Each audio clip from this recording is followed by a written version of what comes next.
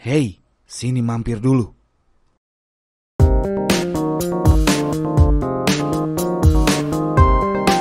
Mudah-mudahan sama ya Dah, pengalaman Kiai. kalau kan Kia seorang voice over juga ya Dibilang voice over cuma di radio, di ya radio. karena memang di radio sini kita dipaksa harus bisa semua sih. Itu kalau voice over di Bukannya kayak radio itu hmm, dari tim marketingnya dikasih bahan biasanya ya iya buat ada. iklanin gitu kan. Uh, Kita bikin iklannya gitu, bikin materinya gitu kan. ada tim yang memang yang buatin Heeh. biasa kata-katanya udah dibuatin sama kalau kita musik director ya udah ada, terus ada juga timnya yang Mm-mm. memang udah buat kata-katanya dan udah dibuat nih eh, istilahnya ceritanya kayak gini, nanti suaranya kayak gini. Misalnya Oh. happy ya, ini bawahnya secara happy, kamu ngomongnya kayak gini. Udah ada rule-nya tuh. Jadi Oh, kita ada tinggal ngikutin skripnya ya aja. berarti. Ada skripnya. Heeh. Misalnya ini udah ada kata-kata nih Aduh, kayak patah-patah. ya kayak skrip gitulah. Dan udah dijelasin nih, nanti ngomongnya ini pakai up, nada yang up atau yang medium atau yang low, Heeh. disesuaikan dengan bisa customernya juga atau yang punya iklan itu udah request kan, pengennya kayak gini. Kayak gitu Oh. udah ada requestannya. Oh, Tinggal ada kita bacain requestnya. aja. Iya ada juga. Sampai nada tinggi rendahnya juga ada ya berarti. Misalnya gini, istilahnya ini kayak event yang mau bagi-bagi hadiah. Kan nggak mungkin nadanya rendah. Hmm. Dia harusnya happy dong. Berarti nadanya tinggi up. Karena ini mau bagi-bagi hadiah. Hmm. Orang di radio udah paham sih sebenarnya, orang yang buat iklan itu udah paham banget. Nanti ngomongnya kayak gini. Enaknya kita tinggal diarahin aja kalau kita di radio. Mm-mm. Diarahin. Oh gitu. Cuman yang penting teman-teman tahu olah vokal aja. Olah Olah vokal. vokal. Olah vokal kayak gimana nih kalau untuk penyiar? Yang kita pernah bahas juga ya. Hmm. Dulu kita buat grup, teman-teman masterclass itu pernah buat grup sendiri tuh WA tuh tentang Ah. penyiaran, teknik-tekniknya pernah jelasin di situ. Teknik pernapasan dulu intinya. Teknik pernapasan kayak orang nyanyi sama kayak orang siaran sama orang VO juga. Kita pakai napas perut gitu loh. Jangan napas di tenggorokan. Karena nanti dia kayak ngomongnya kayak kecekik gitu loh. Lo nggak tiba-tiba suaranya nggak ada. Hmm. Jadi kita latihan teknik pernapasan dulu. Kalau udah tahu teknik pernapasan, kita sudah belajar teknik intonasi sama artikulasi. Kalau artikulasi A, I, U, E, O itu harus jelas. Iya. Apalagi kayak kita ngucapin nomor telepon, itu kan parah banget. Kayak 0815 itu harus paham banget. Jangan sampai ada satu huruf yang nggak orang bisa paham. Itu tadi nomor apa yang disebutin ya? Hmm. Artikulasi harus jelas. Sama intonasi. Intonasi itu udah tekanan-tekanan sesuai temanya, sesuai katanya. Misalnya kayak gini ya, kayak contohin ya. Ya. Contohnya misalnya Kia mau kasih tahu kalau ada produk terbaru toko A lah, produk baru dan ada hadiahnya, ternyata ada giveaway. Berarti kalau ada hadiahnya berarti kita harus bahagia dong. Iya. Misalnya kan? Iya. Kita baca dulu, oh ini berarti bagi-bagi hadiah nih, harus berarti ya suaranya harus happy, berarti nadanya up gitu. Misalnya apa ya, kalau di radio selalu bilang kayak begini, apa ya, pendengar hari ini ternyata toko Tiga Jaya ngeluarin produk baru, ada baju yang keren banget dan ternyata ada hadiahnya loh. Cukup belanja satu produk aja, teman-teman akan mendapatkan kupon dan diundi untuk mendapatkan hadiah mobil. Kayak gitu sih. Misalnya kalau ada penekanan intonasi, iya kan? Iya. Jadi supaya Ada greget gitu ya. Gregetnya di situ. Apalagi kalau radio kan state of mind kan. Iya. Kita cuma ngandelin suara kita yang, aduh ini orang harus mau bener-bener ikutan acara ini karena acara itu menarik, ada hadiahnya. Gimana caranya ya dibuat sedemikian rupa, intonasinya ditekan, harus bener-bener kayak buat ini menarik banget loh. Atau misalnya kayak iklan makanan, enak banget loh makanan ini. Gimana meyakinkan padahal cuma suara. Kalau TV kan enak kan, ada visualnya kan, dilihatin. kasih masuk gambar makanan. Iya, udah pasti orang ngiler. Kalau di radio mana bisa? Gak bisa ya. Harus bener-bener main suara. Kita paling bilang, enak banget. Rasanya itu buat aku melayang-melayang kayak gitu. Dilebay-lebayin sih memang. Karena emang kayak gitu kan. Voice over kan. Agak lebay. Oh gitu ya. Kalau misalkan aku pengen contohin dong. Kalau misalkan bawain cerita horor nih, misalnya gimana nih contohnya nih? Misalnya ya. Ya horor. Lagi horor. Kalau dari kita tekniknya ngomongnya pelan, terus dipotong-potong kasih jeda agak hening-hening gitu loh. Dibanyakin suasana heningnya biar dapat juga ininya. Bisa juga kan pakai backsound. Kia misalnya kayak gini. Tahu nggak? Ada satu tempat di sebuah lapangan yang kosong. Ada satu pohon. Di pohon itu ada sesuatu. Sesuatu yang pokoknya sesuatu yang gak masuk akal. Kayak gitu tuh pembawaannya. Kayak seakan berbisik ya. Kayak seakan berbisik-bisik gitu loh. Kayak napasnya satu-satu. Gitu ya. Masa sih cerita horor? Tahu nggak? Kan nggak mungkin kayak gitu, Pak. Nggak akan seru kan? Nggak akan ngeri. Nggak akan takut orangnya. Begitu juga kalau lucu, itu yang paling susah sih lucu ya. Itu lucu? Bukan orang yang lucu sebenarnya. Susah banget kalau mau buat orang ketawa itu susah kalau memang kita nggak punya bakat. Iya sih, itu selama kayak siaran tuh nggak akan bisa ngelucu, nggak akan bisa buat orang ketawa terbahak-bahak, nggak akan bisa karena memang saya sadar saya tipe penyiar yang bukan seperti itu. Saya sadar diri. Karena ada orang yang ngomong suaranya dia cuma bilang apa deh, tapi orang tuh ketawa banget. Banyak teman kayak gitu ya. Nggak tahu ya auranya dari mana gitu ya. Ada aja buat dia lucu. Di suatu hari ada. Aduh, gue pengen belajar nih. Gitu, nanti dah. Aduh.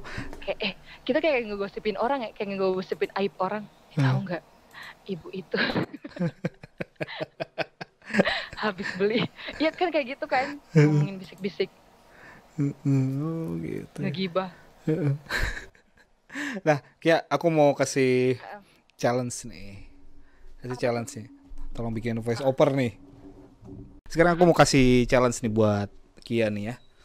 Tolong bikinin voice over nih salah satu produk aku, produk istri sih sebenarnya, dari Mama Bell's Kitchen nih.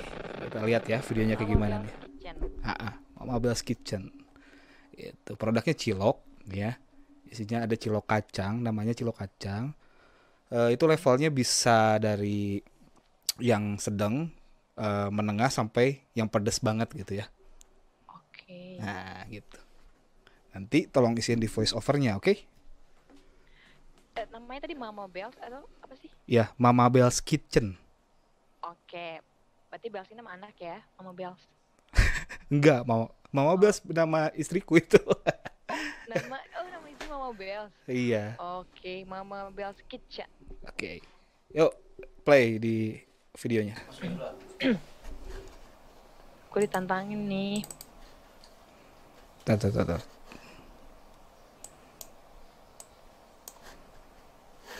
Camnya pindahin dulu.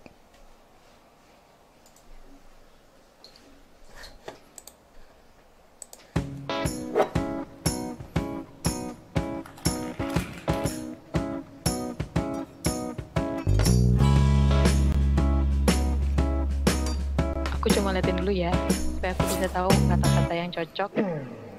Oke, itu loh reviewnya. Mama Bell's Kitchen. Oke. Namanya tadi cilok apa tuh? Cilok klasik sih, namanya cilok klasik di aku. Oh, cilok klasik. Aku kasih namanya cilok klasik. Oke, ready? Oke. Oke. Yo, 3, 2, 1. Tahu nggak sih ada cilok yang enak banget yang harus kalian cobain. Ini cilok kacang dan punya level yang beda-beda nih. Bisa sesuai dengan selera kalian. Mau yang pedas, yang nggak pedas, pokoknya bisa disesuaikan. Langsung aja order cilok Mama Bel's Kitchen. Gitu nggak sih? Oke. Mbak bingung. Baru cuma 1 menit doang, liatin doang, nggak dikasih skrip. Bingung kan aku ya? Aduh, keren banget nih. Bener ya, udah teruji ya. Senior. Berarti diuji ya. Oh, takutnya aku bohong gitu ya. Iya, bisa jadi aku bohong sih ya. Aku bilang aja aku senior 20 tahun gitu ya siaran. Gak mungkin. Dari umur nggak akan mungkin ya.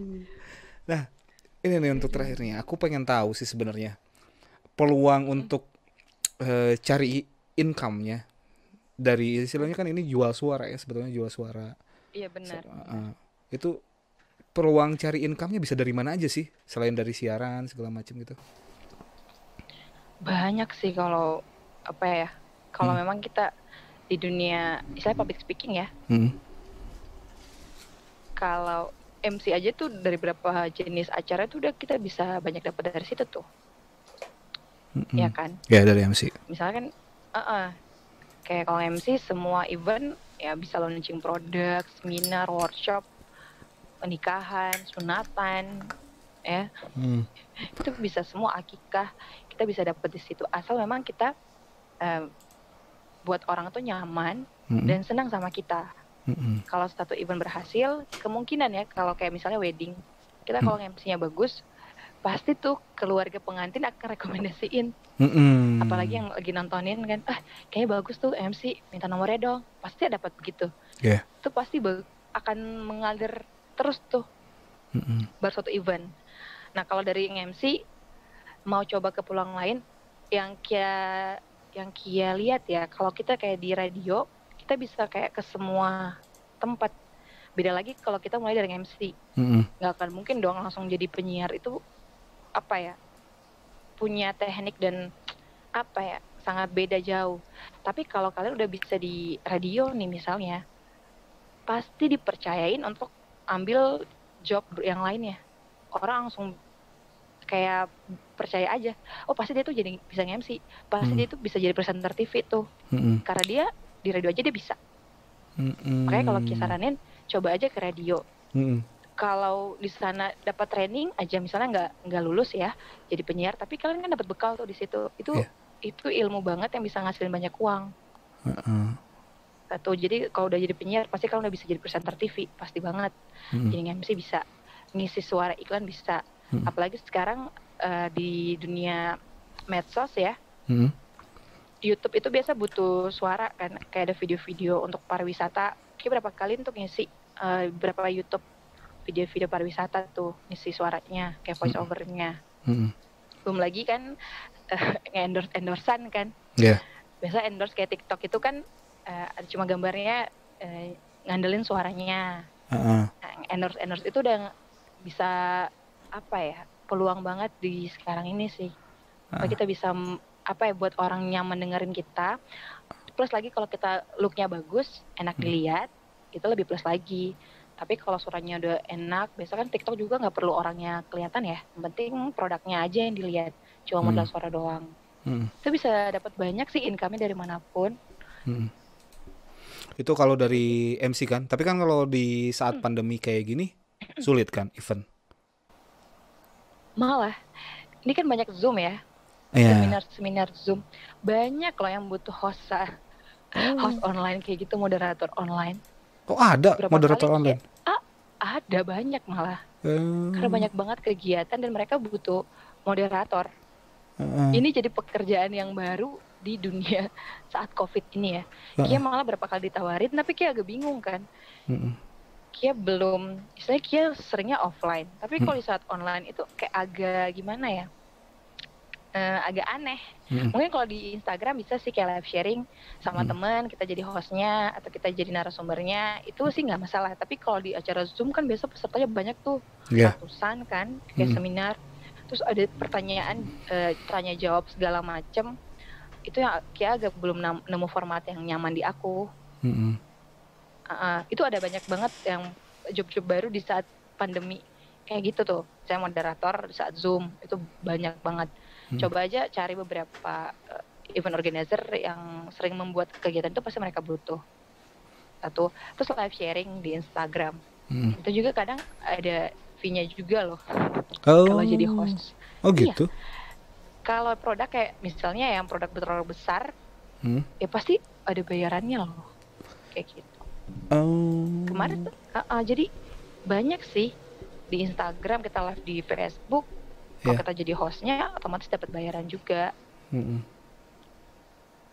Nah, jadi tapi ini si kendalanya kan gini sebetulnya. Kalau misalkan mau orang percaya ke kita, itu kan kita kan nawarin jasa kan? Iya benar. Berarti kita harus nge-building image dulu dong. Iya dong, personal branding itu penting karena kita kan jual jasa. Nah itu ya kalau lagi pandemi kayak gini nih, efektifnya nge-branding kita tuh kayak gimana ya? Sedangkan kan kalau misalkan sosial media. Sosial media. Benar.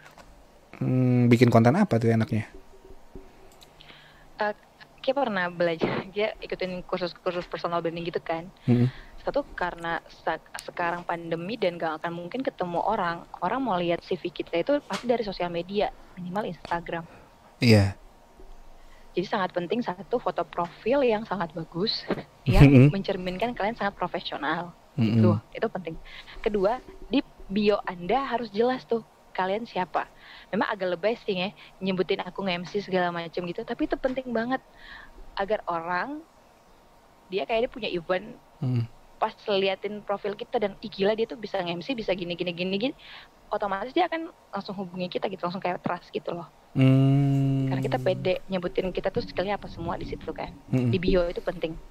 Terus di highlightnya kita kayak Instagram, kita kasih masuk tuh kayak kita pernah MC di mana, ya kayak voice over kayak gimana, kayak aku punya suaraku tuh voice over kayak gimana, aku cantumin di situ supaya orang udah dengerin nih, oh kayak gini ya kalau Kia ngisi iklan atau voice over, oh gini ya kalau Kia pernah MC di sini nih, kayak gitu, atau achievement penghargaan atau sertifikat apa yang pernah Kia dapet kayak gitu, dicantumin di situ jadi orang langsung trust. Kan zaman sekarang kan orang cuma lihat sosial media kan, dan feednya kita juga itu feed yang bukan istilahnya bisa menunjang profesi kita. Kalaupun yang kita posting foto keluarga tuh nggak masalah, tapi yang kalau alay-alay gimana tuh kan nggak enak juga ya Pak ya. Iya. Apalagi usia segini ala-alayan gimana ya? Kan biasa kan TikTok yang agak alay gimana gitu ya. Kita nggak mungkin menghibur iya, tapi itu merusak CV kita juga nantinya. Benar. Jadi kita harus bisa mengontrol diri.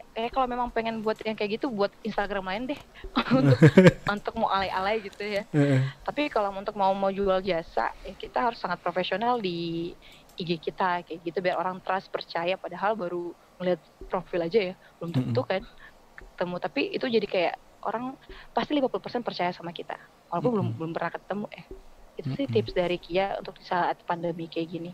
Dan perbanyak aktif di sosial media juga. Jangan juga sosial medianya itu aktif sebulan sekali, itu nggak akan orang hubungi Pak. Nanti pikirannya orang masih hidup nggak ya, nggak pernah story, nggak pernah ini, nggak pernah posting. Kan mereka akan lihat posting terakhirnya kapan nih, kayak gitu. Tapi kan kalau postingnya kebanyakan juga, misalkan yang nggak bermutu juga kan nggak enak juga ya dilihat. Tapi Kia kemarin ngobrol sama temen Kia yang fotografer kan, dia fotografer di Kota Palu tuh yang the best banget deh, pokoknya bayarannya mahal banget. Dia bilang 3 foto teratas di Instagrammu adalah cerminan kamu. Dia bilang kayak gitu. 3 foto di atas berarti semua dong ya. Kalau kita lagi posting, iya, apapun yang kamu posting harus kamu pikir dampaknya apa. Jangan cuma kayak senang sementara kan. Apakah itu bisa menunjang karir kamu atau enggak. Dan malah kalau fotografer kan harus sama tuh temanya tuh, warnanya kalau bisa tuh sampai ke bawah tuh sama, seragam. Dipercantik supaya orang tuh senyaman mungkin nonton kepoin IG kita gitu, liatin IG kita. Karena nyaman, dibuat senyaman mungkin, semenarik mungkin kayak gitu. Oke, lanjut lagi tadi selain dari MC, terus kan sekarang kalau lagi pandemi gini kita bisa apa jadi moderator online gitu ya. Oh, benar. Terus voice over mungkin bisa ya.